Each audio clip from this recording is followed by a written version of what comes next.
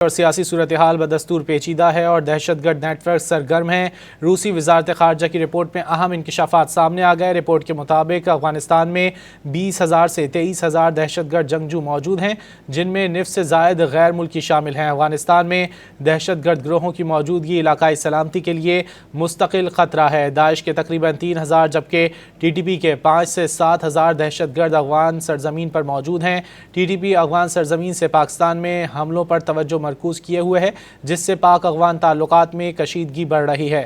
القاعدہ اور دیگر دہشت گرد گروہ افغانستان میں تربیتی مراکز اور نیٹ ورکس چلا رہے ہیں۔ افغانستان القاعدہ کے لیے علاقائی روابط اور تربیت کا اہم مرکز بنا ہوا ہے۔ القاعدہ کے تربیتی مراکز افغان صوبوں غزنی، لغمان، کنڑ، ننگرہار، نورستان، پروان اور ارزگان میں موجود ہیں۔ داعش خراسان افغانستان کے مشرقی اور شمالی علاقوں میں مضبوط نیٹ ورک قائم کیے ہوئے ہے۔ داعش کا طویل المدتی ہدف وسطی ایشیا تک پھیل کر نام نہاد خلافت قائم کرنا ہے۔ جنوری 2026 میں کابل کے چینی ریسٹورنٹ پر دھماکہ داعش کی موجودگی کا ثبوت ہے۔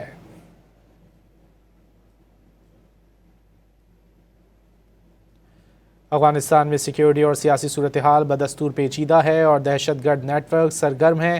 روسی وزارت خارجہ کی رپورٹ میں اہم انکشافات سامنے آ گئے۔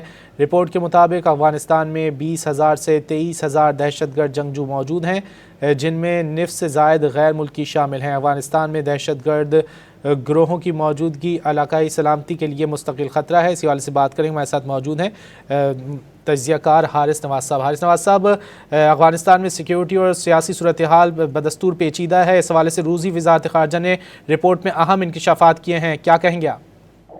دیکھیں، رشین خاص طور پہ رپورٹ اس لیے اتھینٹیکیٹڈ ہوتی ہے کہ ان کا اس ایریا کا بہت نالج ہے اور انہوں نے بہت ڈیٹیل انفارمیشن دی اور یہی کہا کہ وہاں پر بہت زیادہ تعداد میں یہ ٹیررسٹ جو ہیں، دہشت گرد، یہ افغانستان میں پناہ لیے ہوئے ہیں اور یہ بلکہ ایک قسم کی اماجگاہ بن گئی ہے کہ یہاں پر جو بھی آتا ہے اس کو سیف ہیون ملتا ہے اور القاعدہ کو ٹرین کر رہا ہے۔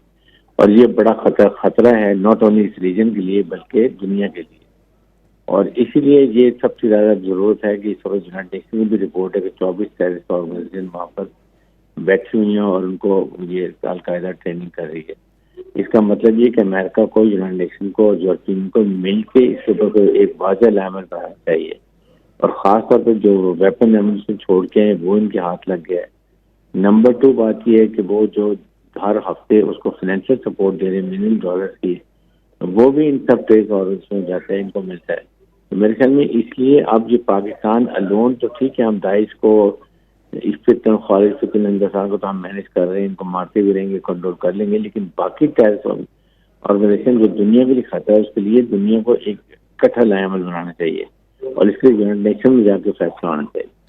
حارث نواز صاحب، رپورٹ میں کہا گیا ہے کہ اس وقت گو کہ توجہ پاکستان پر مرکوز ہے ان دہشت گردوں کی، لیکن علاقائی صورتحال کے لیے بھی مستقل خطرہ ہیں یہ۔ بالکل، یہ اس ریجن کے لیے بھی خطرہ ہیں، بلکہ آئی وڈ سے دنیا گلوبلی بھی تھریٹ ہے۔ ابھی کچھ عرصہ پہلے وائٹ ہاؤس میں بھی 2 اہلکار مارے گئے تھے، اس کے بعد انڈیا ان کے ساتھ کھلم کھلا ان کو سپورٹ کر رہا ہے، تو گلوبل ٹیررسٹ ملک بن گیا ہے۔ کینیڈا بھی سکھ لیڈر کو مارا ہے، یہ امریکہ میں سازش پکڑے گی سکھ لیڈر کو مارنے کی۔ پاکستان میں ہمارے 20 شہری شہید کیے انہوں نے، یو کے میں کیے، آسٹریلیا میں کر رہے ہیں، ہر جگہ پر یہ انوالو ہے۔ اس لیے ان کو یونائٹڈ نیشن کی طرف سے انڈیا کو وارننگ دینی چاہیے کہ جی ورنہ ہم آپ کو ایک ٹیررسٹ ملک ڈکلیئر کریں گے، اور اس کے ساتھ یہ جو فائنینشیل سپورٹ آ رہی ہے یہ اس کو بند ہونی چاہیے۔ جب ان کو پیسہ نہیں ملے گا، یہ پیسے کے پجاری اجرتی قاتل ہے، جب یہ پیسہ مانگیں گے تو آدھے لوگ چھوڑ کے ان کو چلے جائیں گے اور خود بخود ٹیررزم کم ہو جائے گا۔ تو آئی تھنک اس کے لیے پورا یونائٹڈ نیشن کو چاہیے کہ گلوبلی اس کو بیٹھ کے اس کا فائنل اقوام متحدہ کو چاہیے کہ اس حوالے سے قدم اٹھائے۔ بریگیڈیئر ریٹائرڈ حارث نواز صاحب ہم سے گفتگو کر رہے تھے، بہت شکریہ آپ کے وقت کا۔